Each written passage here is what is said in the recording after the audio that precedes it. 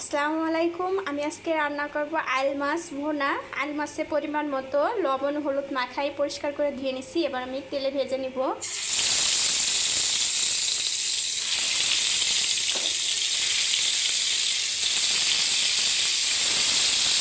মাছগুলোকে আমি সুন্দর করে ভেজে নিব লাল করে। আমার মাছ ভাজা হয়ে গেছে, এবার আমি মাছটাকে উঠাই নিব।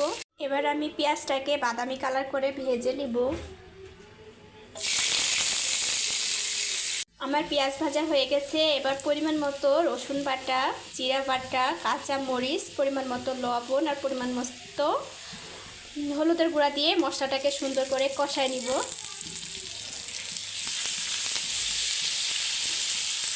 আমার মশলা কষানো হয়ে গেছে, এবার আমি মাছগুলো দিয়ে দিব।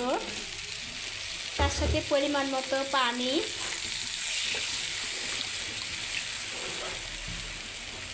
আমার আইল মাছ রান্না করা হয়ে গেছে। কেমন হয়েছে আপনারা কমেন্ট করে বলবেন। আমার চ্যানেলকে বেশি করে লাইক কমেন্ট শেয়ার করবেন।